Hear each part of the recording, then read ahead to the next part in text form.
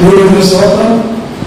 ഈ ദിവസങ്ങളിൽ നിങ്ങളോടൊപ്പം കൂട്ടാനായിരിക്കാൻ ദൈവ വചനം പകരുവാൻ ഇപ്രകാരം എന്നെ ക്ഷണിച്ച സ്നേഹമുള്ള ക്രിസ്ത്യൻദാസനോടും ഇടവ കമ്മിറ്റിയോടും എൻ്റെ പ്രത്യേക സന്തോഷം അറിയിക്കുന്നു. വിശ്വാസത്തിനോടൊപ്പം ദിവസങ്ങളുടെ കൂട്ടാനായിരിക്കാൻ ദൈവം കൃപ ചെയ്തു. കടന്നിരിക്കുന്ന എല്ലാ പ്രിയപ്പെട്ടവർക്കും ഉച്ചഭാഷണിലൂടെ ഈ ശബ്ദം ശ്രമിക്കുന്ന സ്നേഹമുള്ള നാട്ടുകാർക്കും ഓൺലൈനിലൂടെ ഈ സന്ദേശം ശ്രദ്ധിക്കുന്ന എല്ലാ പ്രിയപ്പെട്ടവർക്കും കർത്താവായ യേശുക്രിസ്തുവിന്റെ നാമത്തിൽ സ്നേഹമാണ്. ഇന്നത്തെ ചിന്തയ്ക്ക് ജ്ഞാനത്തിനായി തിരുവനന്തപുരം ഭാഗം മർക്കോസ് എഴുതിയ സുവിശേഷം 11-ാം അധ്യായം.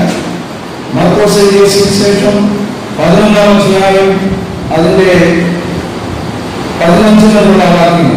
മർക്കോസ് 11-15 മുതൽ. അവർ യെരൂശലേമിലെത്തിയപ്പോൾ യേശു ദേവാലയത്തിൽ കടന്നു. ദേവാലയത്തിൽ വിൽക്കുന്നവരെയും വാങ്ങുന്നവരെയും പുറത്താക്കി തുടങ്ങി. പൊൻപാനക്കാരുടെ മേശകളെയും പ്രാവുകളെ വിൽക്കുന്നവരുടെ പീഠങ്ങളെയും മാറിച്ചുകൊണ്ട് കളഞ്ഞു. ആരും ദൈവാലയത്തിൽ കൂടി ഒരു വസ്തുവും കൊണ്ടുപോകുവാൻ സമ്മതിച്ചില്ല.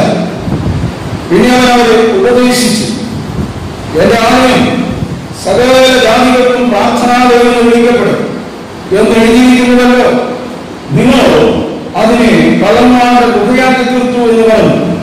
അത് കേട്ടിട്ട് മഹാപുരോഹിതന്മാരും ശാസ്ത്രിമാരും അവനെ നശിപ്പിക്കേണ്ടത് എങ്ങനെ എന്ന് അന്വേഷിച്ചു. പുരുഷാരെല്ലാം അവന്റെ ഉപദേശത്തിൽ അതിശയിക്കുകയാൽ അവർ അവനെ ഭയപ്പെട്ടിരുന്നു. കഴിഞ്ഞ ദിവസം യേശുക്രിസ്തുവിന്റെ യെരൂശലേമിലേക്കുള്ള മഹത്വ പ്രവേശനം ആഘോഷിക്കും. കയ്യിൽ ഗുരുക്കളുമായിട്ടൊക്കെ സാരവീന അധിപതി വരുന്നതിനേക്കാൾ സീവങ്ങളെയും ബാല സൂചികളൊക്കെ പാട്ടുപാടി നമ്മൾ പ്രൊസഷനൊക്കെ നടത്തി. അതിന്റെ സന്ദേശങ്ങളൊക്കെ നമ്മൾ ശ്രദ്ധിച്ചു. എന്നാൽ അടുത്ത ദിവസം കർത്താവ് ചെയ്തതെന്നാണ് ഇവിടെ രേഖപ്പെടുത്തിയിരിക്കുന്നത്. അതോടൊപ്പം 12-ാം വാക്യത്തിൽ പിറ്റേന്നാൾ എന്ന് പറഞ്ഞാണ് അവിടെ തുടങ്ങുന്നത്. അടുത്ത ദിവസം കർത്താവ് ദേവാലയത്തിലേക്ക് പ്രവേശിച്ചു. അവിടെ നോക്കിയപ്പോൾ അതൊരു വാണിജ്യശാലയായി മാറിയിരിക്കുകയാണ്. പണം സമ്പാദിക്കാനുള്ള ഒരു പ്രത്യേക സംവിധാനമാണ് അവിടെ ഉള്ളത്. വാങ്ങുകയും വിൽക്കുകയും ചെയ്യുന്ന ഒരു ബിസിനസ് കേന്ദ്രമായി അത് മാറി. കർത്താവ് വളരെ വേദനയോടുകൂടെ അവിടെ ഒരു നവീകരണം നടത്തുകയാണ്. എല്ലാവരുமே ആളുകൾ പോകാൻ എന്നിട്ട് കർത്താവ് എന്റെ ആലയം പ്രാർത്ഥനാലയം നിങ്ങളോ അതിനെ കള്ളന്മാരുടെ ഗുഹയാക്കി തീർത്തു. എന്നിട്ട് ചില കാര്യങ്ങളൊക്കെ ഉപദേശിക്കുമെന്ന് പറഞ്ഞു. ജനമെല്ലാം ആ ഉപദേശത്തിൽ വിസ്മയിച്ചു. പക്ഷേ അന്നത്തെ നേതൃത്വം അവരുടെ ഉള്ളിലുണ്ടായത് ഇവനെ എങ്ങനെ നശിപ്പിക്കാം, ഇവനെ ജീവനോടെ വെച്ചുകൊണ്ടിരുന്നാൽ നമ്മുടെ പരിപാടിയൊന്നും നടക്കത്തില്ല, അതുകൊണ്ട് എങ്ങനെ നശിപ്പിക്കാമെന്നുള്ളതാണ്. നവീകരണം സാധാരണ ഇപ്രകാരം ഒരു ടൈറ്റിൽ കൺവെൻഷൻ യോഗത്തിന് ഇടുന്നത് CSI വളരെ ചുരുക്കമാണ്. ജീവിത നവീകരണം എന്ന് പറയും. എന്താണ് ഈ ജീവിത നവീകരണം എന്ന് പറഞ്ഞാൽ, ഈ 3 ദിവസവും ചില കാര്യങ്ങൾ ഞാൻ പഠിപ്പിക്കുവാനാണ് ആഗ്രഹിക്കുന്നത്. അതുകൊണ്ട് പഠിപ്പിക്കുമ്പോൾ നിങ്ങളുടെ കയ്യിൽ ടെക്സ്റ്റ് ബുക്ക് ഉണ്ടായിരിക്കണം, നോട്ട്ബുക്കും ഉണ്ടായിരിക്കണം. കാരണം പഠിക്കുന്ന കാര്യങ്ങൾ എഴുതിയെടുക്കണം. കാരണം നമുക്ക് ഓർമ്മശക്തി വളരെ കൂടുതലാണ്. പക്ഷെ ദൈവത്തിന്റെ വചനം മാത്രം നമ്മുടെ ഓർമ്മയിൽ നിൽക്കില്ല. ബാക്കി എല്ലാ കാര്യങ്ങളും ചത്താലും നടക്കില്ല എന്നാണ് മനസ്സിലാക്കിയത്. പക്ഷേ ഇന്നലെ തന്നെ പ്രസംഗം പോലെ നിങ്ങൾക്ക് ചോദിച്ചാൽ മറന്നു. അതുകൊണ്ട് ദയവായി നിങ്ങൾക്ക് ഹൃദയത്തിൽ സ്പർശിക്കുന്ന ഭാഗങ്ങൾ എഴുതിയെടുക്കുക. വീണ്ടും പോയി അത് ധ്യാനിക്കണം, പഠിക്കണം. കാരണം പഠിക്കുന്നതിന് വേണ്ടിയാണ് നമുക്കറിയാം. പരീക്ഷയ്ക്ക് പഠിക്കുന്നതിനാണ്, പരീക്ഷ ജയിക്കാനാണ്. സ്വർഗത്തിൽ പോകുന്നത് ജയിക്കുന്നവരാണ്. തോറ്റവരെ ആരെയും അവിടെ പ്രവേശിപ്പിക്കത്തില്ല. നമ്മൾ പറയുന്ന പാടുണ്ട്, ജയിപ്പിൻ ഇരിപ്പിൻ കുഞ്ഞാട്ടിൻ സ്വർഗസിംഹാസനേ. ജയിപ്പിൻ ഇരിപ്പിൻ കുഞ്ഞാട്ടിൻ സ്വർഗസിംഹാസനേ. പുകഴ്ത്തി യേശുവെ പുകഴ്ത്തി നാം രക്ഷകനെ എന്നും വാഴ്ത്തി. വെളിപ്പാട് പുസ്തകം 21-ാം അധ്യായം 7-ാം വാക്യത്തിലാണ് യേശു ഈ കാര്യം പറഞ്ഞിരിക്കുന്നത്. വെളിപ്പാട് പുസ്തകം 21:7. ജയിക്കുന്നവന് ഇത് അവകാശമാണ്. യേശു ഇരിക്കുന്ന രത്നപ്പെട്ട നിത്യ ആനന്ദ ഭവനം യോഹന്നാൻ വെളിപ്പെടുത്തി കൊടുത്തിട്ട് പറയുകയാണ്, ജയിക്കുന്നവന് ഇത് അവകാശമാണ്. ജയിക്കണമെങ്കിൽ പഠിക്കണം. അനുഗ്രഹം പ്രാപിക്കാൻ പഠിക്കണ്ട, സൗഖ്യം പ്രാപിക്കാൻ പഠിക്കണ്ട, വിടുതൽ പ്രാപിക്കാൻ പഠിക്കണ്ട. പക്ഷേ ജയിക്കണമെങ്കിൽ പഠിക്കണം. അധ്വാനിക്കുന്നവരും പാഠം എടുക്കുന്നവരുമായവരെ എല്ലാവരുടെ അടുത്ത് വരുവി, ഞാൻ ആശ്വസിപ്പിക്കും. ബാക്കി നമ്മൾ അറിയണ്ടല്ലോ, നമുക്ക് ഇത്ര അറിയാൻ പോലും. അവിടെയാണ് ഈ പ്രശ്നം. ബാക്കി നാട്ടിൽ നിന്ന് വായിക്കാം, പെട്ടെന്ന് സമയമില്ല. പിന്നെ എന്റെ മുഖത്താണ് നോക്കുന്നത്, ബാക്കി അതെവിടെയാണ് പറഞ്ഞിട്ടുണ്ട്. മത്തായി സുവിശേഷം 11-ാം അധ്യായം 28-29. മത്തായി 11:28-29. 29-ാം വാക്യം, ഞാൻ സൗമ്യനിൽ താഴ്മയുള്ളവനാകുവാൻ എന്റെ മുഖമേറ്റ് അഥവാ എന്റെ ശിഷ്യനായി എന്നോട് പഠിപ്പീൻ, എന്നാൽ നിങ്ങളുടെ ആത്മാക്കൾക്ക് ആശ്വാസം കണ്ടെത്തും. ആത്മശാന്തി കണ്ടെത്തണമോ? മരിച്ച ശേഷം ആത്മശാന്തി വേറൊന്നും ആത്മശാന്തി കിട്ടത്തില്ല. പഠിക്കണം. കർത്താവാണ് പറയുന്നത്, എന്നിൽ നിന്ന് പഠിക്കുകയും എന്നാൽ നിങ്ങളുടെ ആത്മാവിന് ശാന്തി കിട്ടും, ആശ്വാസം ലഭിക്കും. രോഗശാന്തി പഠിക്കണ്ട, അടുത്ത് വന്നാൽ ആശ്വസിപ്പിക്കും. പക്ഷേ ആത്മാവിന് ശാന്തി ലഭിക്കണമെങ്കിൽ പഠിക്കണം. ചില കാര്യങ്ങളൊക്കെ നമ്മൾ പഠിക്കുക. ഒരു ധ്യാനമാണ്, കൺമോഷമല്ല, ധ്യാനം കൂടെയാണ്. ആലയം എന്ന് പറയുമ്പോൾ പുതിയ ഉടമ്പടിയിൽ നാം ഓരോരുത്തരുമാണ് ദൈവത്തിന്റെ ആലയം എന്ന സത്യം മറന്നുപോകരുത്.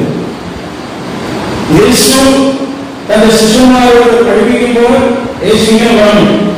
യോഹന്നാന്റെ സുവിശേഷം 15-ാം അധ്യായം 4-5 വാക്യങ്ങൾ.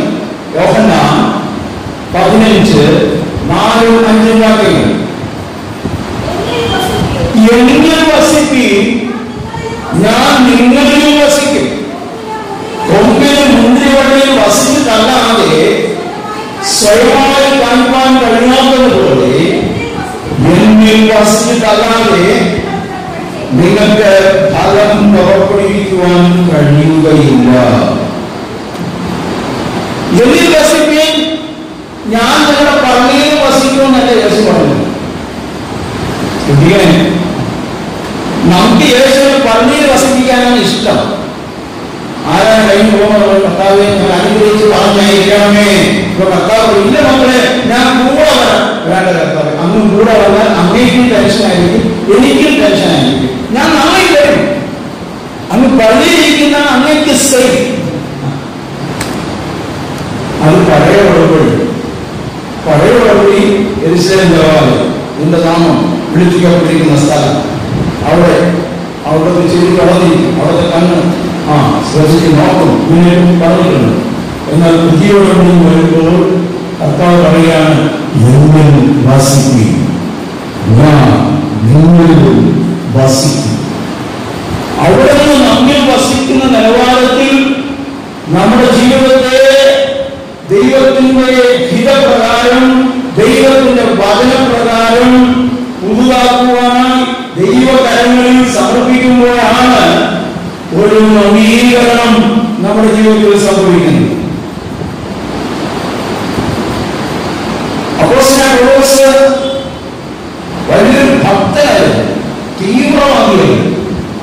അബ്രഹാമിന്റെയും ഇസ്ഹാക്കിന്റെയും യാക്കോബിന്റെയും ദൈവത്തെ ആരാധിക്കുന്നവനാണ്. പരീശന്മാരുടെ അഗ്രഗണ്യനാണ്. ന്യായപ്രമാണം അരച്ച് കലക്കി കുടിച്ച് പഠിക്കാനാണ്. ന്യായപ്രമാണം മറ്റുള്ളവർ പഠിപ്പിക്കുന്നതാണ്. ക്രിസ്ത്യാനികളുടെ തളർന്നു. കാരണം നമുക്കിവിടെ പുരോഹിതന്മാരുണ്ട്, നമുക്ക് മോശയുടെ ന്യായപ്രമാണമുണ്ട്, നമുക്കിവിടെ ദേവാലയമുണ്ട്. ഇവിടെ ഒരുത്തൻ കാലിൽ വീഴ്ത്തിൽ ജനിച്ച ഒരുത്തൻ ഇവിടെ വന്ന് കിടന്ന് പറയാണ്, ഞാനാണ് ലോകത്തിന്റെ വെളിച്ചം, ഞാനാണ് ജീവൻ വഴി സത്യവും, ഞാനാണ് പുനരുദ്ധാനം ജീവനും, ഞാനാണ് നന്മയുടെ. ഇങ്ങനെയൊക്കെ പറയാൻ അപ്പനാണെന്നറിഞ്ഞുള്ള മറിയുടെ മകനാണ്, ആശാരി പയ്യനാണ്. ഇവരിങ്ങനെയൊക്കെ പറയുന്നു. അതിന് കുരിശ് തറച്ചു വന്നപ്പോൾ അല്പം ആശ്വാസം തോന്നി. പക്ഷേ അവന്റെ മാർഗങ്ങൾ പറയുകയാണ്, അവൻ ഉയർത്തിയിരുന്നു, പരിശുദ്ധാത്മാവിനെ നൽകി. ഇങ്ങനെ ആ വിശ്വാസത്തിലേക്ക് വരാൻ തുടങ്ങി. അനേക ക്രിസ്തുവിന്റെ ശിഷ്യന്മാരാകാൻ തുടങ്ങി. ക്രിസ്തുവിന്റെ ശിഷ്യന്മാരാകാൻ തുടങ്ങി. ഇത് അന്നത്തെ മത നേതൃത്വത്തെ വല്ലാതെ ചൊടിപ്പിച്ചു. ശൗൽ എന്ന് പറയുന്ന പൗലോസ് ഒരിക്കൽ മഹാപുരുഷന്റെ അടുത്തേക്ക് ചെന്നു. അപ്പോസ്തല പ്രവൃത്തികൾ 9-ാം അധ്യായത്തിലാണ് നമ്മൾ ആ സംഭവം വായിക്കുന്നത്. അവിടുത്തെ ആദ്യത്തെ 2-3 വാക്യങ്ങൾ വളരെ ഇമ്പോർട്ടന്റ് ആണ്. അപ്പോസ്തല പ്രവൃത്തികൾ 9-ാം അധ്യായം 1-2 വാക്യങ്ങൾ. ശൗൽ കർത്താവിന്റെ ശിഷ്യന്മാരുടെ നേരെ ഭീഷണിയും കൊലയും നിശ്വസിച്ചും കൊണ്ട് മഹാപുരുഷന്റെ അടുക്കൽ ചെന്നു. വീഡിയോ ശൗൽ കർത്താവിന്റെ ശിഷ്യന്മാരുടെ നേരെ കൊലയും ഭീഷണിയും നിശ്വസിക്കുന്നുണ്ട്. ഇറങ്ങിയിരിക്കുന്നു. യേശുവിനും പറഞ്ഞു, യേശുവാണ് ക്രിസ്തുവും നാം കാത്തിരുന്ന മസിയ കാര്യങ്ങളിൽ ജയിക്കാനാണ് പോലും. അവരെ നമുക്ക് മസിയായി അംഗീകരിക്കാൻ പറ്റുന്നില്ല. അവരെ നമുക്ക് ദാവീദിന്റെ പുത്രനായി അംഗീകരിക്കാൻ പറ്റുന്നില്ല. ദാവീദിന്റെ സിംഹാസനം ഇരിക്കുന്നവൻ കൊട്ടാരത്തിലേക്ക് ഇരിക്കൂ. കാര്യങ്ങളിൽ ജനിച്ചവൻ ദാവീദിന്റെ പുത്രൻ എന്ന് പറഞ്ഞാൽ ഒട്ടും സഹിക്കാൻ പറ്റുന്നില്ല. കുറെ പേരെ അംഗീകരിക്കുക. കർത്താവിന്റെ ശിഷ്യന്മാരുടെ നേരെ കൊലയും ഭീഷണിയും വിശ്വസിച്ചുകൊണ്ട് മഹാബലിയുടെ അടുത്ത് ചെന്നു. എന്താണ് അവിടെ പറയുന്നത്? ദമാസ്കസിൽ ആത്മക്കാരുടെ വല്ല പുരുഷന്മാരെയും സ്ത്രീകളെ കണ്ട അവരെ പിടിച്ചു കെട്ടി യെരൂശലേമിലേക്ക് കൊണ്ടുവരുവാൻ തക്കവണ്ണം അവിടുത്തെ പള്ളികൾക്ക് അവനോട് അധികാരപത്രം വാങ്ങി. മഹാബലി പറഞ്ഞു, നമുക്കൂടെ ഒരു പാരമ്പര്യമുണ്ട്, നമുക്ക് മോശയുടെ ന്യായപ്രമാണമുണ്ട്, ദൈവം നമുക്ക് 10 കൽപ്പനകൾ തന്നിട്ടുണ്ട്, മോശമുഖാന്തരമാണ് ദൈവം നമ്മൾ സംസാരിച്ചത്. ഈ കാലത്ത് വെച്ച് ജനിച്ചവരുടെ ആര് സംസാരിക്കുന്നു നമുക്കറിയത്തില്ല. അതുകൊണ്ട് ഈ മാർഗക്കാരായ സ്ത്രീ പുരുഷന്മാരെ പിടിച്ചു കെട്ടിക്കൊണ്ടുവരാനുള്ള പേപ്പർ വേണം. ഇപ്പൊ പേപ്പറാണല്ലേ പേപ്പർ. മഹാബലിയോടും നീ എന്നെ പറ്റിയാണ്, നിനക്ക് കാര്യമെല്ലാം പറഞ്ഞ് ആളുകൾ മനസ്സിലാക്കിക്കാൻ കഴിയും. എഴുതിക്കൊള്ളു. ആ അധികാരത്തിന്റെ പ്രൗഢികളും പോലെയാണ്. കുതിരപ്പുറത്ത് ഒറ്റയ്ക്കല്ല, കൂട്ടുകാരങ്ങളുണ്ട്, ആരോഗ്യമുണ്ട്, പാണ്ഡിത്യമുണ്ട്, ബുദ്ധിശക്തിയുണ്ട്.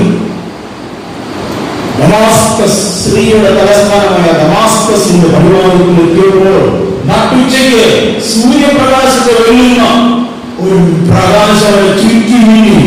അതിനോടൊപ്പം കൂടെ ഉള്ളവർ ഇടിവെക്കുന്ന പോലൊക്കെ തോന്നി. പക്ഷെ അത് ശൗലിന് മനസ്സിലായി. അതിന്റെ പേരാണ് വിളിച്ചത് ശൗലേ, ശൗലേ നീ എന്നെ ഉപദ്രവിക്കുന്നുണ്ട്. കണ്ണുകൾ നോക്കുമ്പോൾ മനസ്സിലായി കാഴ്ച ശക്തി നഷ്ടപ്പെട്ടു. കിടക്കുന്നത് തറയിലാണെന്നും മനസ്സിലായി.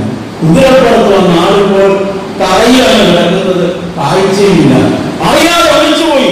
നീ ആരാകുന്നു കർത്താവേ? എന്റെ കർത്തൃത്വം നടത്തിയ നീ ആരാണ്?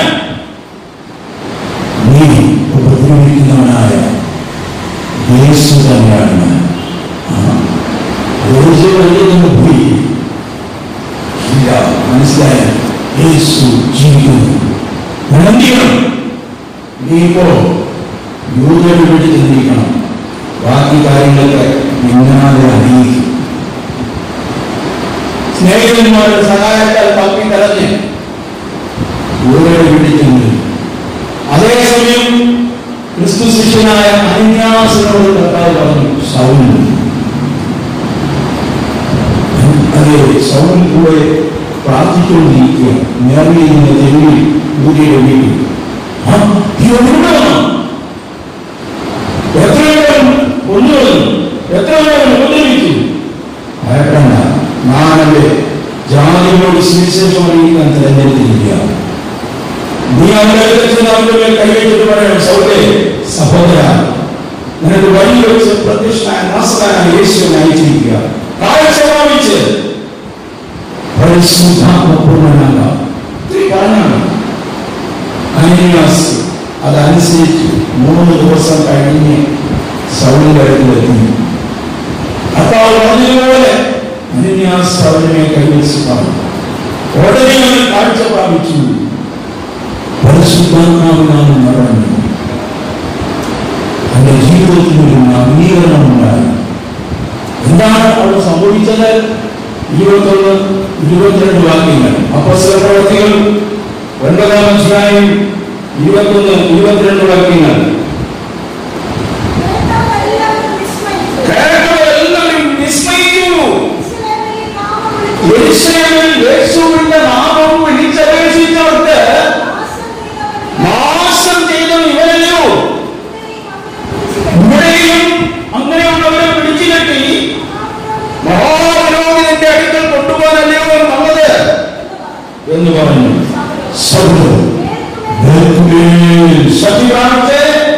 യേശു തന്നെ ക്രിസ്തു എന്ന് തെളിയിച്ചു.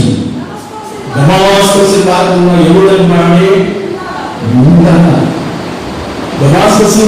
യഹൂദന്മാരെ കൂട്ടുപിടിച്ച് നിങ്ങളുടെ വീട്ടിൽ ആരൊക്കെയാണ് യേശുവിന്റെ കഥയിൽ പോകുന്നതെന്ന് കണ്ടുപിടിക്കാൻ വേണ്ടിയോ പോയത്.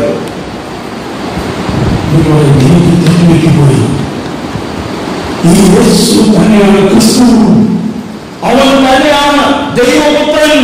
ക്രിസ്തു എന്ന് പറഞ്ഞാൽ എബ്രായ ഭാഷയിൽ മശീഹ, ഗ്രീക്ക് ഭാഷയിൽ ക്രിസ്തോസ്, മലയാളത്തിൽ ക്രിസ്തു എന്ന് പറയുന്നു, അഭിഷിക്തൻ എന്ന് പറയും. അതാണ് യേശു കർത്താവിന്റെ നാസറേൻ മാനിഫെസ്റ്റോ, നാസറായന്റെ പ്രകടന പത്രിക. യേശു നാസറേന്റെ പള്ളിയിൽ വായിച്ചു കേൾപ്പിച്ചത്, യെശയ്യാ പ്രവചനത്തിൽ ഞാൻ വായിച്ചു കേൾപ്പിച്ചു.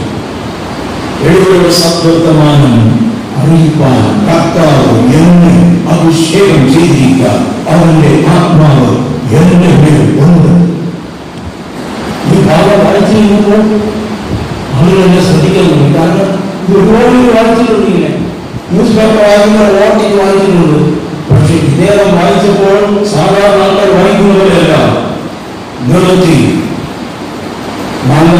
ഗാംഭീര്യത്തോടെ പറയാൻ വലിയവരോട് സത്യപ്രമാണം ഘോഷിപ്പാൻ കർത്താവ് എന്നെ അഭിഷേകം ചെയ്തിരിക്കാൻ അവന്റെ ആത്മാവ് എന്റെ മേലുണ്ട്.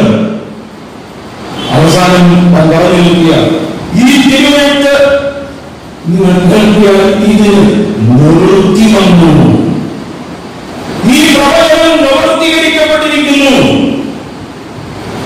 കുറച്ച് കാര്യങ്ങൾ ആളുകൾ പറഞ്ഞു, കുറച്ച് കാര്യങ്ങൾ പറഞ്ഞാൽ കൊള്ളാം. കാരണം എന്ന് ഒരേ ശബ്ദം കേട്ട് ഞങ്ങൾ ബോറടിച്ചിരിക്കുക.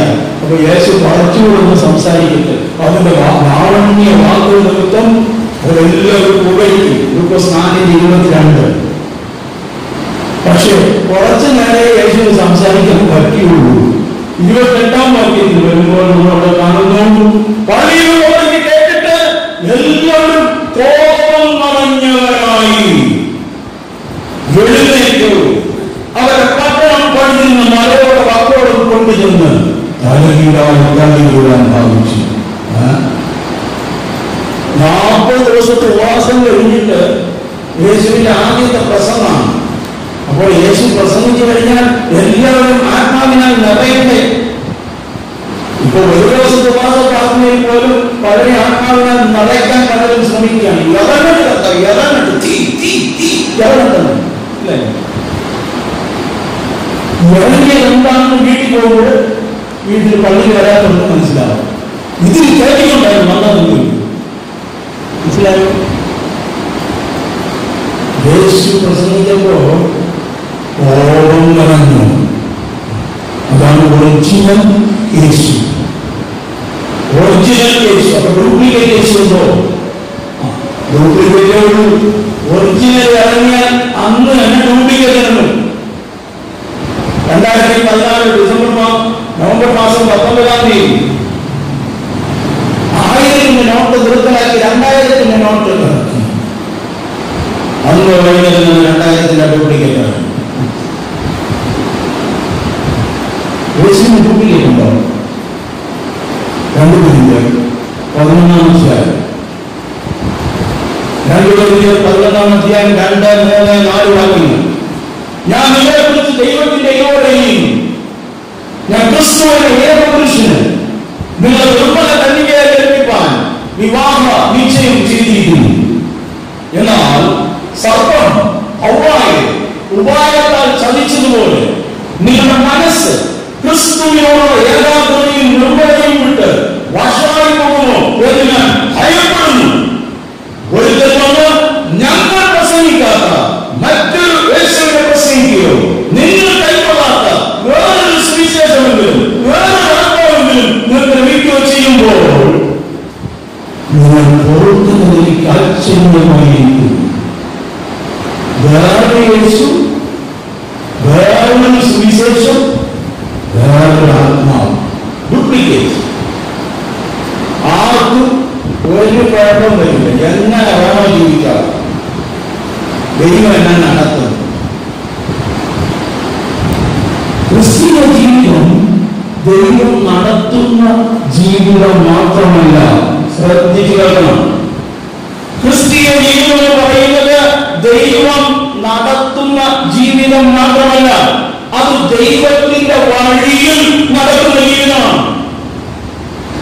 ഒരു കാലത്ത് ഏത് വഴിയിൽ നടക്കണമെന്ന് അറിയില്ലായിരുന്നു, സത്യം എന്താണെന്ന് അറിയത്തില്ലായിരുന്നു, ജീവൻ എന്താണെന്ന് അറിയത്തില്ലായിരുന്നു. യേശു വന്നപ്പോൾ വഴി ഏതാണ്, സത്യം എന്താണ്, ജീവൻ എന്താണെന്ന് മനസ്സിലാക്കി തന്നു.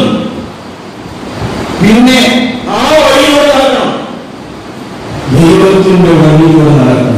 യഹോവയെ ഭയപ്പെട്ട് അവന്റെ വഴികളിൽ നടക്കുന്ന ഏവരും ഭാഗ്യവാൻ. നമ്മൾ വിചാരിക്കുന്നു നമ്മുടെ വഴിയിലൂടെ ദൈവം നടത്തും.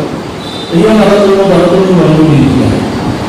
ദൈവത്തിന്റെ വഴിയിലാണോ നടന്നത്, അതോ പാപികളുടെ വഴിയിലാണോ നടന്നത്, അതോ നാശത്തിന്റെ വഴിയിലാണോ നടന്നത്? ഇതൊക്കെ മനസ്സിലാക്കണമെങ്കിൽ പഠിക്കണം. അതുകൊണ്ട് ദൈവത്തിന്റെ ആലയം എന്ന് പുതിയ ഉടമ്പടി വരുമ്പോൾ അപ്പോസ്തലനായ പൗലോസ് ഉറപ്പിച്ചു പറയുകയാണ്. 2 Corinthians 6-ാം അധ്യായം 19-ാം വാക്യം. 2 Corinthians 6:19. ദൈവാലയത്തിന് വിഗ്രഹങ്ങളോട് എന്ത് യോജിച്ചതാണ്? നാം ജീവനുള്ള ദൈവത്തിന്റെ ആലയമല്ലോ. We are the temple of living God. നാം ഓരോരുത്തരുമാണ് ജീവനുള്ള ദൈവത്തിന്റെ ആലയം. ദൈവം നമ്മിൽ വസിക്കാൻ ആഗ്രഹിക്കുന്നത്. ക്രിസ്തു മതത്തിലെ യേശു പള്ളിയാണ് ഇരിക്കുന്നത്. അതാണ് ഒരു പള്ളിയിൽ ഇരിക്കുന്ന യേശുവിന് ഭയങ്കര പവറാണ്. മറ്റേ പള്ളിയിലെ യേശു ഈച്ചടിച്ചുകൊണ്ടിരിക്കും. കാരണം അവിടെ ആരും കൊണ്ടില്ല. അത് മനസ്സിലാകുന്നില്ല. അത്രയും പറഞ്ഞത് ചിന്തിക്കേണ്ടവർക്ക് മനസ്സിലായി. ഒരു പള്ളിയിലിരിക്കുന്ന യേശു ഭയങ്കര പവർ, തൊട്ടപ്പുറത്തിരിക്കുന്ന പള്ളിയിലെ യേശു ഈച്ചടിച്ചുകൊണ്ടിരിക്കും. അവിടെ ആരും പോയില്ല. ഇതാണ് ക്രിസ്തു മതത്തിലെ യേശു. ക്രിസ്തു മതം ഉൾപ്പെടെ എല്ലാ മതവും ഒന്നാണ്.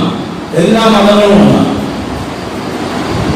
അതുകൊണ്ടാണ് ഇവിടെ മാർഗം എന്ന് എഴുതിയിരിക്കുന്നത്. മനസ്സിലായി? മാർഗക്കാരായ ഇത് മതമല്ല, മാർഗമാണെന്ന് പിശാചിനറിയാം.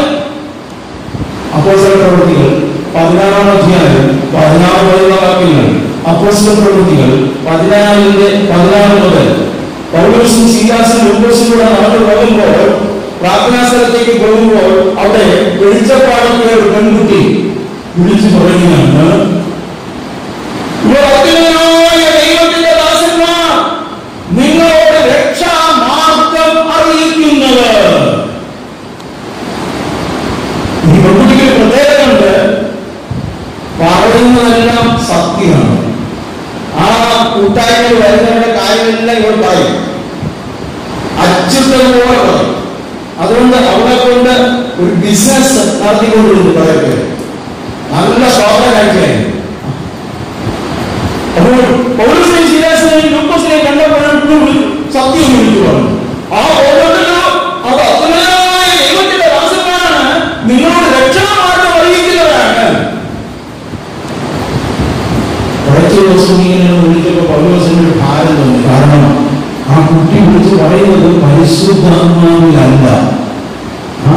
അവർ പറയുന്നത് സത്യമാണെങ്കിലും അവിടെ കൂടുതൽ ആൾക്കാരോടെല്ലാം ഭയങ്കര വെളിപ്പാടും കാര്യങ്ങളൊക്കെ പറയുന്നെങ്കിലും പരിശുദ്ധാത്മാവിലല്ല എന്ന് പൗലോസിന് ബോധ്യമായി. പൗലോസ് അവിടെ നിയന്ത്രിക്കുന്ന ഭൂതത്തെ ശ്വാസം ആ നിമിഷം മുതൽ നമുക്ക് പറയാൻ കഴിയാതെ, നിങ്ങൾ ആളുകളുടെ രഹസ്യങ്ങളും സത്യങ്ങളും പറയാൻ കഴിയില്ലാത്തതായി മാറി. അതിന് നിമിത്തമാണ് പൗലോസും ശീലാസും ലൂക്കോസും കാരാഗ്രഹത്തിൽ അടയ്ക്കപ്പെട്ടത്. പക്ഷെ പൗലോസും ശീലാസും ലൂക്കോസും ഭയങ്കര സന്തോഷം. കാരണം സത്യം പറയാനായിട്ട് ദൈവം അവസരം തന്നല്ലോ. അതുകൊണ്ട് ദൈവത്തെ പ്രാർത്ഥിച്ചു. അപ്പോഴും നമ്മൾ പറഞ്ഞു, കാരാഗ്രഹത്തിന്റെ വാർഡനായിരിക്കുന്ന ദൈവവാർഡനായിരിക്കുന്ന ആ സഹോദരന് മീറ്റിംഗ് ഒന്നും പോകാൻ സമയമില്ല, എന്ന് ഡ്യൂട്ടിയാണ്, ഭയങ്കര തിരക്കാണ്. പക്ഷെ ഇവർ പാടി ചിന്തിക്കുമ്പോൾ ദൈവം കാരാഗ്രഹത്തിന്റെ വാതിലത്തെ തുറന്നു ഭൂകമ്പങ്ങളുണ്ടായി തങ്ങളെ പൊട്ടി. ഒരു ദിവസം ആത്മഹത്യ ചെയ്യാൻ ശ്രമിക്കുമ്പോൾ പറയുക, നീ നിനക്ക് ദോഷം വരുത്തി ഞങ്ങളോട് ഇതുകൊണ്ട് രക്ഷപ്പെടുത്താൻ ഞാൻ എന്ത് ചെയ്യണം? ജോലിയുണ്ടല്ലോ, അത് പറയും. ജോലി കിട്ടിയപ്പോൾ രക്ഷപ്പെട്ടല്ലോ, അത് രക്ഷപ്പെട്ടതേ ഉള്ളൂ. അതിനേക്കാൾ വലുതൊന്നും നിങ്ങളുടെ കയ്യിലുണ്ട്, അത് വേണം. കർത്താവ് യേശുവിൽ വിശ്വസിക്കാം എന്നാൽ വീണ്ടും രക്ഷപ്രാപിക്കും. അവരോട് വായിക്കുമ്പോൾ അവർ കർത്താവിന്റെ അപ്പോസ്തലന്മാരും അവരുടെ കൊണ്ടുപോയി സുവിശേഷം കേട്ടു, അവർ വചനം സ്വീകരിച്ചു, അവർ വീടൊക്കെ ആനന്ദിച്ചു. നാം ജീവനുള്ള ദൈവത്തിന്റെ ആളുകൾ. മതത്തിലെ യേശു വസിക്കുന്നത് പള്ളിയിലാണ്. വേറെ പുസ്തകത്തിലെ യേശു സത്യവും ജീവനും വഴിയുമായവർ വസിക്കുവാൻ ആഗ്രഹിക്കുന്നത് നമ്മിലാണ്. എന്നിൽ വസിക്കും, ഞാൻ നിങ്ങളിൽ വസിക്കും. അപ്പോൾ നമ്മിൽ വസിക്കാൻ വരുമ്പോൾ നാം ആരാണെന്ന് നമ്മൾ അറിയണമല്ലോ. ഒരു മനുഷ്യൻ എന്തെല്ലാം ചേർന്നതാണ് ഒരു മനുഷ്യൻ, അത് നമ്മൾ മനസ്സിലാക്കണം. എല്ലാ ഞായറാഴ്ചയും നമ്മൾ പള്ളിയിൽ പറയുന്ന ഒരു വചനം ഞാൻ നമ്മൾ ശ്രദ്ധയിൽ കൊണ്ടുവരികയാണ്. ലൂക്കോസിന്റെ സുവിശേഷം 10-ാം അധ്യായം 25-ാം വാക്യം. ലൂക്കോസ് 10:25. ഒരു വൈദികൻ യേശുവിന്റെ അടുത്ത് വന്നിട്ട് യേശുവിനെ പരീക്ഷിക്കേണ്ടതിന് ഒരു ചോദ്യം ചോദിക്കുകയാണ്, അല്ലെങ്കിൽ കൊടുക്കേണ്ടതിന് ഒരു ചോദ്യം ചോദിക്കുകയാണ്. ന്യായപ്രമാണത്തിലെ ഏറ്റവും വലിയ കൽപ്പന എന്താണ്? യേശു അവനോട് ചോദിക്കുകയാണ്, നീ എന്താണ് ന്യായപ്രമാണത്തിൽ വായിച്ച് മനസ്സിലാക്കിയിട്ടുള്ളത്, അതും പറയാനായിട്ട് പറയും. അപ്പോൾ അത് മറുപടി പറയുകയാണ്, നിന്റെ ദൈവമായ കർത്താവിനെ നീ പൂർണ്ണ ഹൃദയത്തോടും പൂർണ്ണ ആത്മാവോടും പൂർണ്ണ മനസ്സോടും പൂർണ്ണ ശക്തിയോടും സ്നേഹിക്കണം. രണ്ടാമത്തേത് കൂട്ടുകാരനെ നിന്നെ പോലെ തന്നെ സ്നേഹിക്കണം എന്നുള്ളത് തന്നെ. എന്റെ ഭാര്യകൾക്ക് അറിയാം, ഇതിൽ സകല ന്യായപ്രമാണ പ്രവാചകന്മാരും അടങ്ങിയിരിക്കുന്നു. യേശു പറയാണ്, നീ പറഞ്ഞ ഉത്തരം ശരി, നീ പോയി അങ്ങനെ തന്നെ ചെയ്യുക. പള്ളി പറയുന്നതല്ലേ, പള്ളിയിൽ പറയാനാണല്ലോ. ഇത് പള്ളിയിൽ പറയാനുള്ളതാണ്. കാരണം ഈ നടക്കാത്ത കാര്യങ്ങളാണ് നമ്മൾ പള്ളിയിൽ പറയുന്നത്. ഈ സംസാരിച്ചപ്പോൾ ഉടക്കുമ്പോഴേ പറയും, അന്ന് പള്ളിയിൽ തന്നെ പറഞ്ഞാൽ നമ്മൾ പള്ളിയിലെ പറയും, നിന്റെ ദൈവമായ കർത്താവിനെ നീ പൂർണ്ണ ഹൃദയത്തോടും പൂർണ്ണ ആത്മാവോടും പൂർണ്ണ മനസ്സോടും പൂർണ്ണ ശക്തിയോടും കൂടെ സ്നേഹിക്കണം. നിന്റെ കൂട്ടുകാരനെ, നിന്റെ അയൽക്കാരനെ, നിന്റെ സഹോദരനെ നിന്നെ പോലെ തന്നെ സ്നേഹിക്കണം. പള്ളിയിൽ പറയാനാണ്. പള്ളി വേറെ, പാളി വേറെ. ഈ രണ്ട് കൽപ്പനയെ നീ തന്നിട്ടുള്ളൂ. ഇത് രണ്ടും ചെയ്യാതെ മാസത്തിൽ എത്ര കൂടുതൽ കൊടുത്താലും കെട്ടിയാലും പള്ളി മണി കെട്ടിയാലും ദ്വാരം കെട്ടിയാലും മുകളിലോട്ട് പോകുന്നില്ല. കുടുംബത്തെ സ്നേഹിച്ചോ തമ്മിൽ തമ്മിൽ സ്നേഹിച്ചോ, രണ്ട് തരത്തിലേ ഞാൻ ഇതിന് തന്നുള്ളൂ. ബാക്കിയെല്ലാം അതിന്റെ കൂടെ ചെയ്യേണ്ടതാണ്. സ്നേഹത്തിൽ നിന്നാണ് ചെയ്യേണ്ടത്. സ്നേഹത്തിലൂടെ എല്ലാം കാണുവാൻ, ദൈവ സ്നേഹത്തിൽ തന്നെ എല്ലാം ചെയ്യുവാൻ സ്വഭാവം പകരണമേ ദിവ്യ തേജസാ എന്നെ നിറയ്ക്കണമേ. സ്വഭാവം പകരണമേ ദിവ്യ തേജസാ എന്നെ നിറയ്ക്കണമേ. ദൈവത്തിന്റെ സ്വഭാവം ദൈവസ്നേഹം. അപ്പൊ ദൈവസ്നേഹമെങ്കിൽ ആ സ്നേഹം എനിക്ക് വേണം. തിരിച്ചു ഞാൻ ദൈവത്തെ സ്നേഹിക്കണം, തമ്മിൽ തമ്മിൽ സ്നേഹിക്കണം. ഇത് രണ്ടുപേരും പറയുന്നുള്ളൂ. പക്ഷെ ഇത് രണ്ടും അനുഭവിക്കില്ല. പക്ഷേ ആ വാക്യത്തെ ഞാൻ പറയുമ്പോൾ നാം ഒരു മനുഷ്യനെന്ന് പറഞ്ഞാൽ എന്തെല്ലാം ചേർന്നതാണെന്ന് കൂടെ അവിടെ പറഞ്ഞിട്ടുണ്ട്. നിന്റെ ദൈവമായ കർത്താവിനെ നീ പൂർണ്ണ ഹൃദയത്തോടെ, പൂർണ്ണ ആത്മാവോടെ, പൂർണ്ണ മനസ്സോടെ, പൂർണ്ണ ശക്തിയോടെ. അപ്പൊ 4 കാര്യങ്ങൾ ചേർന്നതാണ് നമ്മൾ, അല്ലേ? ഹൃദയം, ആത്മാവ്, മനസ്സ്, ശരീരം. പക്ഷെ പലപ്പോഴും നമ്മൾ ഇതിൽ ഏതാണ് കൂടുതലും പ്രാമുഖ്യം നമ്മൾ കാണുന്നത്?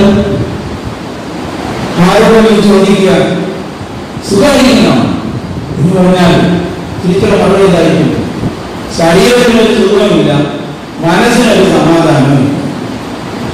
ആത്മാവ് എങ്ങനെയുണ്ട്? ആത്മാവ് അത് ഏത് ചെയ്യുമാവാണ്.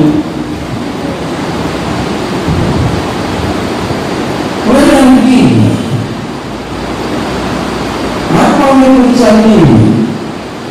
എന്നാൽ ദൈവം ആത്മാവാണെന്ന് പറയുന്നു. എന്താണ് ആത്മാവ്? ആവിയാണ്, ഗ്യാസാണ്, ഇംഗ്ലീഷിൽ സ്പിരിറ്റാണ്, ലോകയിൽ കൊണ്ടുള്ള സ്പിരിറ്റാണ്. ഇതൊന്നും അറിയണ്ടേ? അപ്പോൾ ഒരു മനുഷ്യന് ആത്മാവുണ്ട്, ഹൃദയമുണ്ട്, മനസ്സുണ്ട്, ശരീരമുണ്ട്. പക്ഷേ പലപ്പോഴും നമ്മൾ ഗൗരവമായി കാണുന്നത് ശരീരവും മനസ്സും മാത്രം. ശരീരത്തിനൊരു പ്രയാസം വന്നു കഴിഞ്ഞാൽ, മനസ്സിനൊരു പ്രയാസം വന്നു കഴിഞ്ഞാൽ അതെല്ലാം ചികിത്സിക്കാൻ സ്ഥലങ്ങളുണ്ട്. മനോരോഗികൾക്ക് ഒരു സ്ഥലമുണ്ട്, ശരീരത്തിൽ ചികിത്സിക്കാൻ ഇഷ്ടംപോലെ മുക്കിലും മൂലയിലും ഉണ്ട്. പിന്നെ ഇപ്പോൾ കിംസിൽ കിടക്കാൻ തുടങ്ങുന്ന വലിയൊരു കാര്യം പോയിട്ടുണ്ട്. ഇടത്തിൽ വരാനൊരു ഞങ്ങളുടെ അയൽവാസികളാണ് മരിച്ചു. അപ്പോൾ കിംസിൽ കിടന്നാണ് മരിച്ചത്. ആശുപത്രിയിലൂടെ മരിച്ചതല്ല പറഞ്ഞത്, കിംസിൽ കിടന്നു മരിച്ചു പറഞ്ഞാൽ അത് വലിയ കാര്യമാണ്. പാവപ്പെട്ട നമുക്ക് പറ്റില്ല. അപ്പോൾ ആത്മാവ് ചില കാര്യങ്ങൾ കുറച്ച് പറഞ്ഞ് മനസ്സിലാക്കി തന്നു നിർത്തും. നാളെ അതിന്റെ കൺവെൻഷൻ യോഹന്നാന്റെ 3-ാം ലേഖനം 2-ാം വാക്യത്തിൽ ഇപ്പോഴാണ് അവിടെ യോഹന്നാൻ എഴുതിയിരിക്കുകയാണ്. 2-ാം വാക്യം: പ്രിയനേ, നിന്റെ ആത്മാവ് സുഖമായിരിക്കുന്നത് പോലെ നീ സകലത്തിലും സുഖമായും ഇരിക്കണമെന്ന് ഞാൻ പ്രാർത്ഥിക്കുന്നു.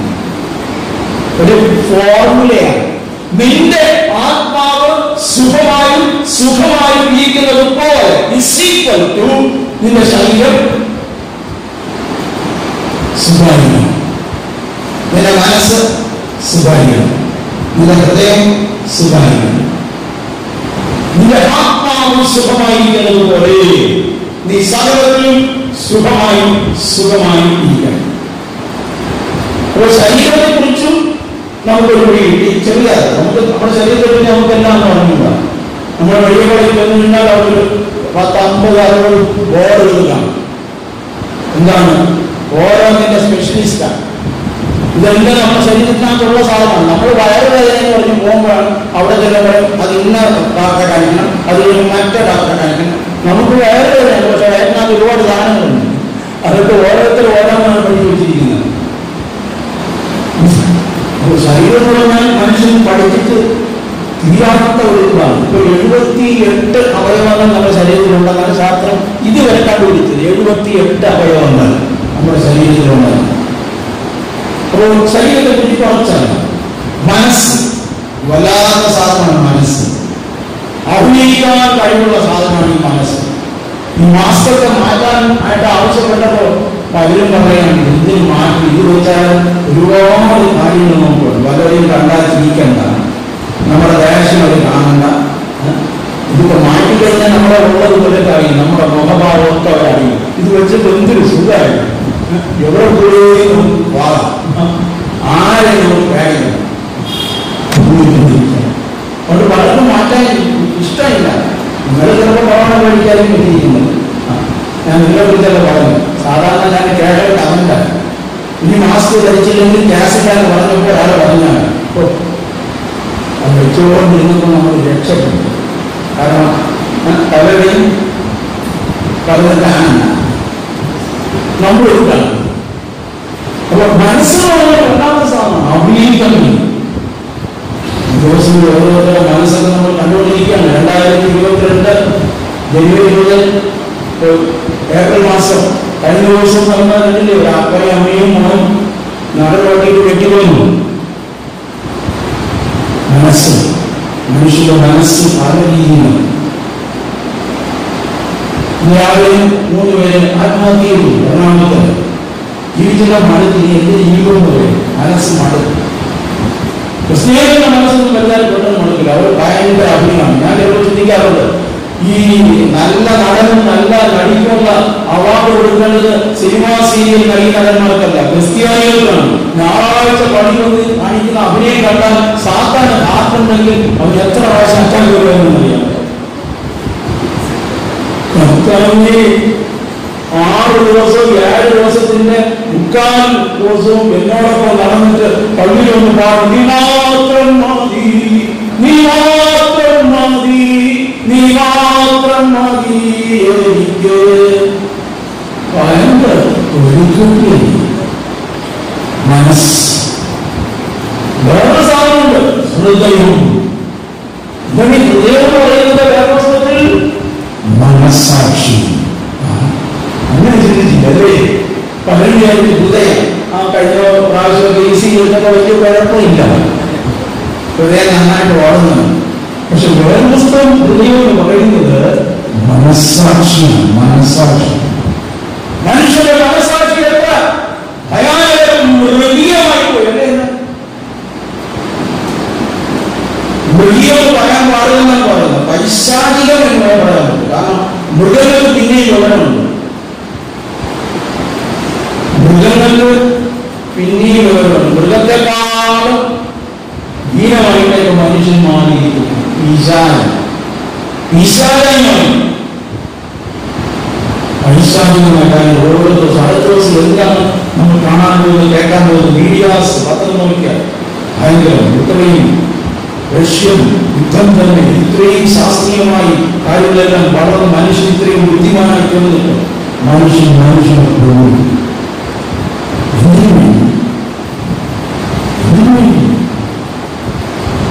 ജീവിതത്തെ കുറിച്ച് വിലയില്ല. മനസ്സാക്ഷി. ഈ മനസ്സാക്ഷി വേറെ ദിവസം പറയുന്ന ഒരു പേരുണ്ട്, ദുർമനസ്സാക്ഷി. ഫെബ്രുവരി 10-ാം അധ്യായം 22-ാം വാക്യം. ഫെബ്രുവരി 10-ാം അധ്യായം 22. ദുർമനസ്സാക്ഷി നീങ്ങുമാണ്. നിങ്ങളുടെ ഹൃദയങ്ങളെ തളിക്കപ്പെട്ടവരും ശുദ്ധവെള്ളത്താൽ ശരീരം കഴുകപ്പെട്ടവരുമായി വിശ്വാസത്തിന്റെ പൂർണ്ണ നിശ്ചയം കൊണ്ട് പരമാർത്ഥമായ ഹൃദയത്തോടെ ദൈവത്തിന്റെ സന്നിധിയിലേക്ക് അടുത്തു വരിക. ദുർമനസ്സാക്ഷി, നീച മനസ്സാക്ഷി. എന്തിനാണ് യേശു കർത്താവ് കാലക്രൂശിൽ മരിച്ചത്? നമ്മുടെ മനസ്സാക്ഷി ശരിയാക്കാൻ. വായിച്ചിട്ടുണ്ടോ? എബ്രായർ 9-ാം അധ്യായം 14-ാം വാക്യം. എബ്രായർ 9:14. നിത്യാത്മാവിനാൽ പിതാവായ ദൈവത്തിന് തന്നെത്താൻ നിഷ്കളങ്കനായി അർപ്പിച്ച ക്രിസ്തുവിന്റെ രക്തം ജീവനുള്ള ദൈവത്തെ ആരാധിക്കാം. നിങ്ങളുടെ മനസ്സാക്ഷിയെ നിർജീവ പ്രവൃത്തികളെ പോക്കി എത്ര അധികം ശുദ്ധീകരിക്കും. മനസ്സാക്ഷി അതിനകത്തിരിക്കുന്ന സാധനങ്ങൾക്ക് ഒറ്റ പേരാണ് കൊടുത്തിരിക്കുന്നത്, നിർജീവ പ്രവൃത്തികൾ. ദുർമനസാക്ഷിക്കകത്തിരിക്കുന്ന സാധനങ്ങൾ നിർജീവ പ്രവൃത്തികൾ എന്ന് പറഞ്ഞാൽ ജീവനില്ലാത്ത ജഡത്തിന്റെ പ്രവൃത്തികൾ. മനസാക്ഷി ഡീറ്റെയിൽ ആയിട്ട് കഴിഞ്ഞ ദിവസങ്ങളിൽ പഠിക്കും. കാരണം ഇന്ന് വിശദീകരിക്കാൻ സമയം പോരാ. അപ്പൊ മനസാക്ഷി, ഹൃദയം. ഞായറാഴ്ച ആരാധന കഴിഞ്ഞിട്ട് പണ്ട് വാർഡ് കൺവെൻഷൻ ഉണ്ടായിരുന്നു. വാർഡ് കൺവെൻഷൻ വിളിക്കാറുണ്ട്. ഞായറാഴ്ച വൈകുന്നേരത്തെ വാർഡ് കൺവെൻഷനിൽ ഇങ്ങനെ പ്രാർത്ഥിക്കും, കർത്താവേ ഒഴിയ പാത്രമായി വന്ന് കർത്താവേ നിറഞ്ഞ പാത്രമായി അയക്കണമേ. അങ്ങനെ ഞായറാഴ്ച രാവിലെ 1.5 മണിക്കൂർ അടിച്ച് ഫീൽ ചെയ്യുക, വൈകുന്നേരം തന്നെ പാത്രം ഒഴിഞ്ഞു. ശനിയാഴ്ച ആകുമ്പോൾ എന്ത് ഗതിയായിരിക്കും? ഇത് പാത്രത്തിന്റെ കുഴപ്പമോ അതോ ദൈവത്തിന്റെ കുഴപ്പമോ? നമ്മൾ പലതും ഇങ്ങനെ ചുമ്മാ ഉപയോഗിക്കട്ടെ. ഒരു പാത്രമായി നിങ്ങൾക്കാണ്, നിറഞ്ഞ പാത്രമായി അയക്കണേ. രാവിലെ വില്ലേജേ ഉള്ളൂ. നിറഞ്ഞ പാത്രം അങ്ങനെ പുതിയതിനകത്താണ് വളരെ ഇരിക്കാൻ. ഇതെങ്ങനെയാണ് ഒഴിഞ്ഞു പോണത്? ശേഷം 8-ാം അധ്യായം 12, ശേഷം 8-ാം അധ്യായം 12-ാം വാക്യം. വഴിയുള്ളത് കേൾക്കുന്നവരും അവർ വിശ്വസിച്ച് രക്ഷിക്കപ്പെടാതിരിക്കാൻ ദുഷ്ടൻ വന്ന് അവരുടെ ഹൃദയത്തിൽ നിന്ന് വചനം എടുത്തു കളയുന്നു. പിശാചിനറിയാം ഈ ദൈവത്തിന്റെ വചനം ഹൃദയത്തിലിരുന്നാൽ അവൻ രക്ഷിക്കപ്പെടും, അവന്റെ ജീവിതത്തിൽ നവീകരണം ഉണ്ടാകും, സ്വഭാവത്തിനും മാറ്റം വരും. അതുകൊണ്ട് വചനം കേട്ടുകൊണ്ടിരിക്കുമ്പോൾ തന്നെ ഇവിടെ വെളിയിലിറങ്ങുന്നതിനിടയ്ക്ക് അവൻ വാക്കിട്ടടിക്കും. അതുകൊണ്ടാണ് ഞാൻ എഴുതിയെടുക്കുന്നതാണ്, പേപ്പർ അടിച്ചു മാറ്റില്ല. നമ്മൾ മനസ്സിലാക്കൊക്കെ വെച്ചുകൊണ്ട് പോകാൻ വെളിയിൽ ഞാൻ പറഞ്ഞ തമാശ മാത്രം കാണും, കാര്യമൊന്നും. വിശാലമറിയാം ഈ വചനത്തിന്റെ വേല. കേൾക്കുന്ന വചനം നമ്മുടെ ഹൃദയത്തിലാണ് നമ്മൾ സംഗ്രഹിച്ച് ഫലം പ്രവർത്തിക്കുന്നത്. ആത്മാവ്, ശരീരം, മനസ്സ്, മനസ്സാക്ഷി അഥവാ ഹൃദയം. ആത്മാവ് പറയുമ്പോൾ അതിനോട് ചേർന്ന് ഒരു സാധനങ്ങളുണ്ട്, ദേഹി. ആത്മാവും ദേഹിയും. ഒരു മനുഷ്യൻ കഴിയുമ്പോൾ ശരീരം ഇതൊന്നും ആത്മാവാണ് പോകുന്നത്, അല്ലാതെ കാറ്റല്ല പോകുന്നത്. മനസ്സിലായി? ചെറിയ നമുക്ക് ഇഷ്ടമുള്ള കാര്യങ്ങൾ കഴിക്കുന്നതേ അവന്റെ കാറ്റ് പോയി കേട്ടോ. കാറ്റല്ല പോകുന്നത്. ആ കമ്പിയിൽ പിന്നെയും കാറ്റായിരുന്നു, കാറ്റാണ് പോയത്. ആത്മാവാണ് വിട്ടുപോകുന്നത്. ആത്മാവിരിക്കും, മനുഷ്യന്റെ ആത്മാവിരിക്കും. മനുഷ്യർക്ക് മാത്രമേ ആത്മാവുള്ളൂ. പക്ഷെ ഭാരതീയ മതചിന്തയിൽ എല്ലാത്തെയും ആത്മാവുണ്ട്. പട്ടിക്കും ഭൂമിയിലും ഭൂമിയിലും ജീവിതത്തിലും എല്ലാം ആത്മാവുണ്ടാണ്. ദൈവം മനുഷ്യന് മാത്രമാണ് ആത്മാവ് ഉള്ളവനായി സൃഷ്ടിച്ചത്. ദൈവം ആത്മാവാണ്. തന്റെ സ്വരൂപത്തിലും തന്റെ സാദൃശ്യത്തിലും മനുഷ്യനെ സൃഷ്ടിച്ചിട്ട് അവന്റെ മൂക്കിൽ ജീവൻ ശ്വാസം ഊതി അത് ജീവനുള്ള ദേഹിയായി മാറി. മനുഷ്യൻ ജീവനുള്ള ദേഹിയായി മാറി. ആത്മാവ് ദേഹി രണ്ടും നമ്മൾ മനസ്സിലാക്കണം. എന്താണ് ആത്മാവ് ദേഹിയാണ്? ആത്മാവിനെ യേശുവിന്റെ സംഭവത്തിലൂടെയാണ് വെളിപ്പെടുത്തിയത്. ലൂക്കോസ് 16:19-31 വരെ. ലൂക്കോസ് 16:19-31 വരെ. ധനവാൻ, ലാസർ രണ്ടുപേരും മരിച്ചു. രണ്ടുപേരുടെ ബോഡി ഭൂമിയിലാണ്. പക്ഷെ രണ്ടുപേരുടെ ആത്മാക്കൾ രണ്ട് സ്ഥലത്താണ്. ധനവാൻ പാതാളത്തിൽ, ലാസർ പരദീസിൽ. ധനവാന് നല്ല അടക്ക ശുശ്രൂഷ കിട്ടിയെങ്കിലും ആശാൻ പോയത് പാതാളത്തിലാണ്. എന്റെ അപ്പം 40 വർഷം CSL അച്ഛനായിരുന്നു. ഒരുപാട് അടക്ക ശുശ്രൂഷ എന്റെ അപ്പം നടത്തിയിട്ടുണ്ട്. എന്റെ അപ്പം എല്ലാവരെയും സ്വർഗത്തിലാണ് അയച്ചത്. എന്റെ അപ്പം അയച്ച എല്ലാവരും സ്വർഗത്തിൽ പോയിട്ടുണ്ടെങ്കിൽ ആ സ്വർഗം നരകത്തെക്കാളും ഭയങ്കരമായിരുന്നു. പക്ഷെ ഇതിലൊന്നും സ്വർഗത്തിലെ അഴിക്കാൻ പറ്റും.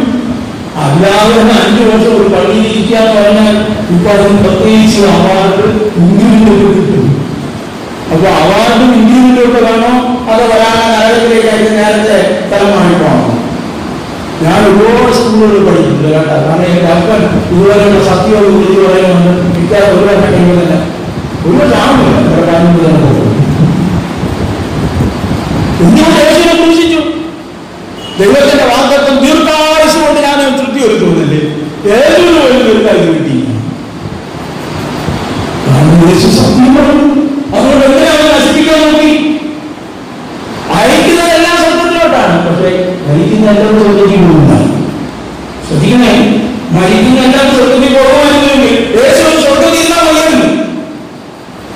യേശു ദൈവപുത്രനാണ്, പാപിയെ രക്ഷിക്കാൻ ലോകത്തിൽ വന്നു എന്നൊക്കെ പറയുന്നത് മനുഷ്യനെ പറ്റിക്കുന്നതാണ്, മഹാവഞ്ചനയാണ്. ഈ അങ്ങനെ പ്രസംഗിക്കരുത് എന്നാണ് ഞാൻ പറയാം. ഈ കഴിഞ്ഞ ഒരു റെവലേഷൻ കിട്ടി. യേശു ക്രൂശിക്കടന്ന് 7 മൊഴി പറഞ്ഞു. 1ാമത്തെ മൊഴി പറഞ്ഞു കേട്ടപ്പോൾ തന്നെ ഒരു കള്ളൻ മാനസാന്തരം വന്നു. 7 മൊഴി കേട്ട കള്ളൻ ഒരു മാനസാന്തരം വന്നു. അല്ല, അവരുടെ അനുഭവമായിട്ട് പറയാൻ പറഞ്ഞു. ഞാൻ യേശുവിന്റെ ഇടത് കാലത്ത് നടക്കുകയായിരുന്നു. യേശു പറഞ്ഞു 7 മൊഴി ഞാൻ കേട്ടു. നല്ല വ്യക്തമായി എനിക്ക് കേൾക്കാമായിരുന്നു. കാശ് പണിക്കുന്ന കാര്യം ഗുണമൊന്നും ഉണ്ടായില്ല. സ്വഭാവം നോക്കിയാൽ ആദ്യം ഇപ്പോഴും എന്നേക്കും ഉള്ള പ്രകാരം ഒരു മാറ്റമില്ല. ആത്മാവ് കഴിയില്ല, ശരീരം ഇവിടെ പോകും, ആത്മാവ് ഉദയത്തിലേക്ക് പോകും. അവിടെ ചെന്നിട്ടാണ് സ്വാർട്ടിങ്. നമ്മൾ പോസ്റ്റ് കിട്ടുന്ന സാധനങ്ങൾ മെയിൻ പോസ്റ്റായിട്ട് സ്വാർട്ടിങ് എന്നിട്ടാണ് പോകുന്നത്. എല്ലാം ഒരുമിച്ച് രാത്രി വയ്ക്കാണ് അയക്കുന്നത്. പിന്നെ പോകേണ്ട സ്ഥലത്ത് പോകും. ഭഗവാൻ സ്വർഗത്തിലേക്കാണ് അയച്ചത്. രാജാ പോയത് പാതാളത്തിൽ. രാസനെ അയക്കാൻ ആരുമില്ലായിരുന്നു. ആള് പോയത് പരദീസിൽ. രണ്ടുപേർക്കും തമ്മിൽ കാണാം. അപ്പൊ ആത്മാവിനെ കണ്ണുണ്ട്, കേൾക്കാം. ഭഗവാൻ പറയുക, ഞാൻ ഈ ജ്വാലയിലുള്ള വേദന അനുഭവിക്കുന്നു, എന്റെ നാവിനെ തലപ്പിക്കേണ്ടത് വെള്ളം വേണം. നമ്മൾ വിചാരിക്കുന്ന ഈ അവർക്ക് വിശപ്പില്ല, ദാഹിക്കുകയില്ല, അങ്ങനെ ഒരു തലമേ ഉള്ളൂ. ഇല്ല, വിശക്കുന്ന ദാഹിക്കുന്ന സ്ഥലം വേറെ ഉള്ളൂ. അങ്ങോട്ട് പോകാതിരിക്കാനാണ് ദൈവം തന്നെ വന്ന് ഈ സത്യമൊക്കെ പറഞ്ഞത്. തന്റെ ഏകജാതപുത്രനിൽ വിശ്വസിക്കുന്ന ഏവരും നശിച്ചു പോകാതെ നിത്യജീവൻ പ്രാപിക്കേണ്ടതിന് ദൈവം അവരെ നൽകുവാൻ തക്കവണ്ണം ലോകത്തെ സ്നേഹിച്ചു. വിശ്വസിച്ച് നിത്യജീവൻ പ്രാപിക്കാത്തവൻ നശിച്ചു പോകും, നിത്യ ദണ്ഡനത്തിലേക്ക് പോകും. അവിടെ സീരിയസ്നെസ്. ദൈവം സ്നേഹിച്ചു എന്ന് പറഞ്ഞാൽ എന്തുകൊണ്ട് ദൈവം സ്നേഹിച്ചു? നശിച്ചു പോകാതിരിക്കുവാണ്. യേശുവിന്റെ 2 സ്ഥലം പറഞ്ഞു, നിത്യദണ്ഡനം, നിത്യജീവൻ. മത്തായി 25:46, മത്തായി 25:46.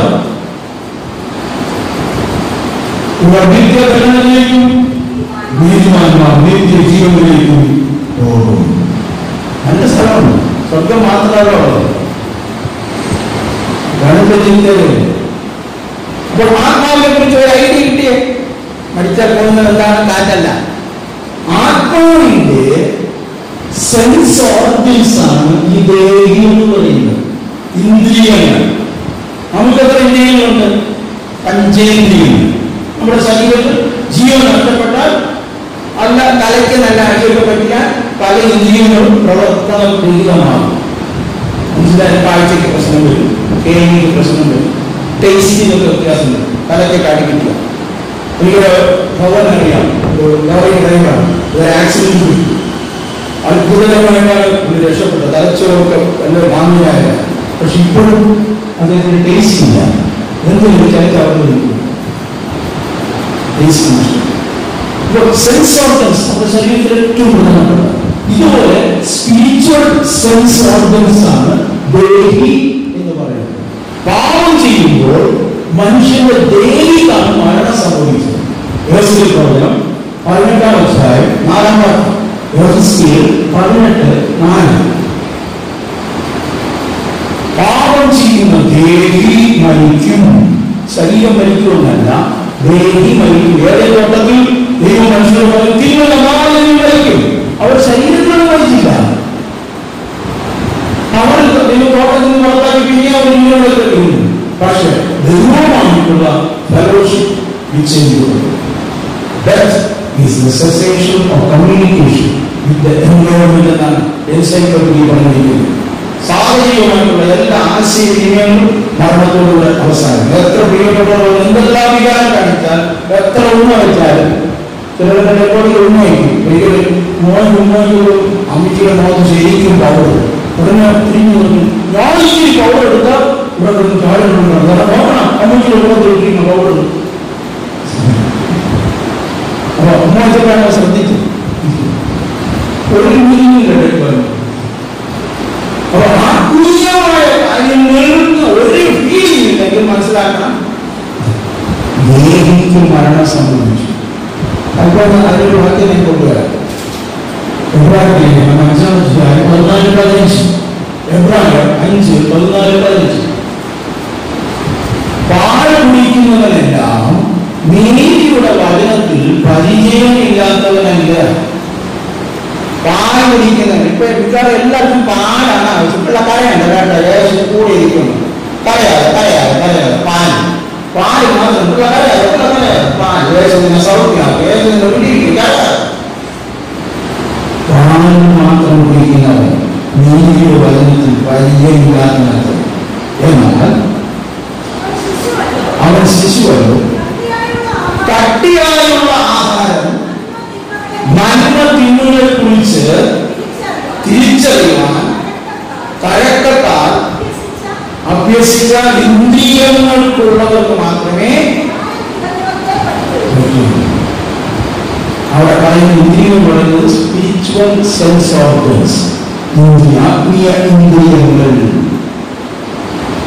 ആത്മീയ ഇന്ദ്രിയങ്ങളുടെ ഗൗരവം മനസ്സിലാക്കിയിട്ടാണ് ഒരു ഭക്തയിലെ പാഠം എഴുതി. കാഴ്ച, കേൾവി, ഉഷ്ണം, രുചി, സന്തോഷവും പോലെ. കാഴ്ച, കേൾവി, ഉഷ്ണം, രുചി, സന്തോഷവും പോലെ. കർത്തനെ നിൻരൂപമാക്കി തീർക്കായെന്നെ നീയേ. കർത്തനെ നിൻരൂപമാക്കി തീർക്കായെന്നെ നീയേ. എല്ലോരും നങ്ങിപ്പോയെ ജീവനില്ലാതായേ. ശക്തിയുള്ള കാറ്റേ.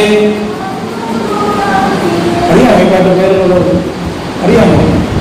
ഇപ്പൊ എല്ലാവരും 4 പാർട്സാണ്. മനസ്സിലായോ? പാടുന്നത് മലയാളമാണോ ഇംഗ്ലീഷാണെന്ന് ശ്രദ്ധിച്ച് കേട്ടാലേ മനസ്സിലാവും. ഞാനൊരിക്കൽ പള്ളി പോയപ്പോ യേശുവിനു മഹത്വം മഹത്വം, യേശുവിനു മഹത്വം മഹത്വം. ആ പാട്ടിന്റെ സീരിയസ്നെസ് എന്താണ്? ആശയത്തൻ സ്ഥിതി കാണുന്നു, ദീനരിഞ്ഞു, വിശുദ്ധമിനം വീരപ്പാൽ തിരിഞ്ഞു. യേശുവിനു മഹത്വം. എന്റെ ആശയത്തിന്റെ സ്ഥിതി, എന്റെ ദേഹം മരിച്ചുപോയി. എന്റെ ദേഹത്തിന് ജീവൻ തരാൻ ഭൂമിയിൽ ആരുമില്ല. യേശുവിന് മാത്രമേ എനിക്ക് ജീവനെ തരാൻ കഴിയത്തുള്ളൂ. എന്റെ സ്ഥിതി അറിഞ്ഞിട്ടാണ് യേശുവിനെ സ്നേഹിച്ചത്. ആ ഫീലിംഗിൽ വേണം ആ പാട്ട് പാടാൻ. ഇവിടെ നോട്ടും പിച്ച് നോക്കാൻ പാടില്ല, അല്ലെ? ഇവിടെ ആശയമൊന്നും നഷ്ടപ്പെട്ടിട്ടില്ല. ഇവിടെ വിളിക്കുക ഇനി എന്തെങ്കിലും ഇപ്പൊ നാളെ തന്നെ ആ പാട്ട് പാടും. അപ്പോഴും കർത്താവിന്റെ ബുദ്ധിയെ തുറന്നു തന്നെ എന്താണ് ആശയവും വിശ്വാസവും രക്തം രക്തമുള്ള ജീവനാണ്. എന്റെ ആശയം, എന്റെ വിശ്വാസം അവിടെ നിന്നാണ്. അവിടത്തേക്ക് മാത്രമേ എന്റെ ജീവൻ തരാൻ ഉപയോഗിക്കുള്ളൂ. ഈ ലോകത്ത് ജീവിക്കാൻ യേശുവിനൊന്നും വേണ്ട കേട്ടോ. അങ്ങനെ ആരും വിചാരിക്കില്ല. നമ്മുടെ ചുറ്റും എത്ര പേര് ആരും പോലെ ജീവിക്കുന്നു. ഈ ക്രിസ്ത്യാനികൾ കാണുമ്പോൾ ടൈറ്റാനിക് കപ്പൽ അവരുടെതാണെന്ന് തോന്നുന്നു. കഴിക്കുന്ന ആൾക്കാർ ടൈറ്റാനിക് കപ്പൽ സ്വന്തം വകയാണ് മുന്നിൽ താങ്ങുള്ളൂ. നമ്മളെക്കാളും ലോകത്ത് ആൾക്കാർ ജീവിക്കുന്നു. ഈ ലോകത്ത് ജീവിക്കാൻ യേശുവിന്റെ ആവശ്യമൊന്നുമില്ല. ഞാനെന്നെ പറയുന്നത് യേശുവാണ് പറയുന്നത്. മത്തായി 14:26. മത്തായി 14:26. നിങ്ങൾക്ക് അറിയാവുന്ന വാക്യം തന്നെന്ന് ഞാൻ പ്രതീക്ഷിക്കുന്നു. കാരണം ഒരു ആത്മീയമുള്ള ക്രിസ്ത്യൻ വീട്ടിൽ ചെന്നാൽ ഞാൻ യോഹന്നാൻ 15:3-15 ധാരാളം പറയാൻ പറഞ്ഞപ്പോൾ ഞാൻ തുടങ്ങി കൊടുത്തു. നല്ല യാഗതായ വാക്യം കൃത്യമായിക്കൊണ്ടിരിക്കും. ആ വാക്യം എന്താണ് നമ്മൾ വായിക്കുന്നത്? ഒരു മനുഷ്യൻ സർവ്വവും നേടിയിട്ടും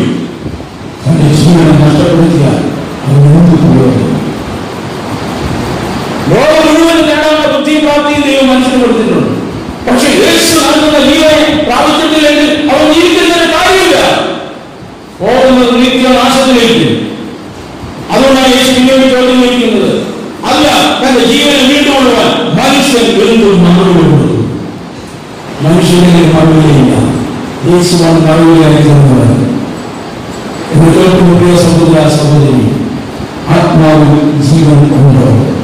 ആത്മാവിൽ സന്തോഷമുണ്ടോ? സ്പിരിച്വൽ സെൻസ് ഓർഗൻസ് വർക്ക് ചെയ്യുന്നുണ്ടോ?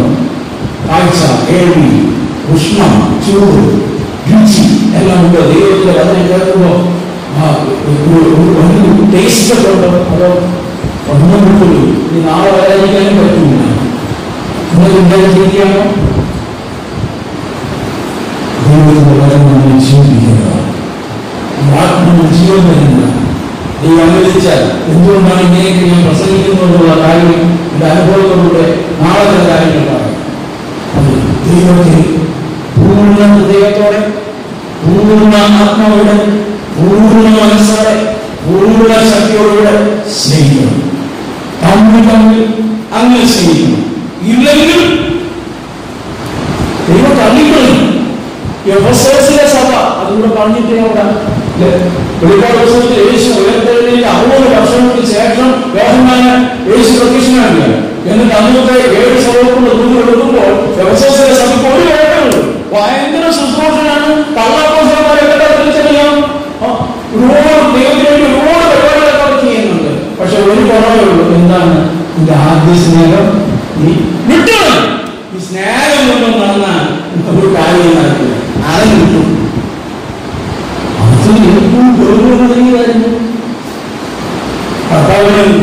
നീ ഏതിൽ നിന്ന് വീണിരിക്കുന്നു ഓർത്ത് മാനസാന്തരപ്പെട്ട് ആദ്യത്തെ പ്രവർത്തി ചെയ്യുക. അല്ല ഞാൻ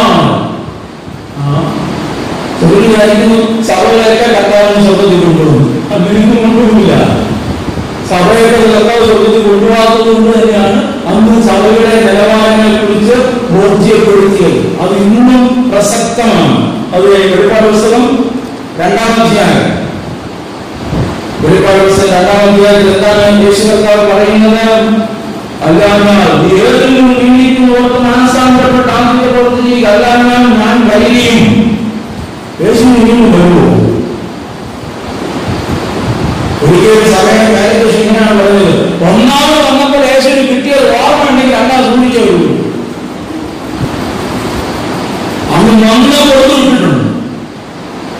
ഇനി സഭയെ കൊണ്ടുപോകും, ഞങ്ങൾ കമ്മിറ്റി കൂടി തീരുമാനിച്ച് മിനിറ്റ് പാസ്സാക്കി ആരെയൊക്കെ കൊണ്ടുപോകണം ഞങ്ങൾ പറയും. അത് യേശു കഴിയുന്നതാണ്. ഞങ്ങളാണ് സഭ. ഇപ്പൊ യേശുവിന്റെ സഭയിലല്ല, ഞങ്ങളുടെ സഭയിലില്ല. ഞങ്ങളുടെ സഭ യേശു നോക്കുമ്പോൾ യേശു കഴിയും. അതാണ് ലോകിക സഭ. ഞാൻ വാദിക്കുന്നത് മുട്ടുന്നു, ആരെങ്കിലും തുറന്ന് എല്ലാവരും അനുകൂലിയാക്കി.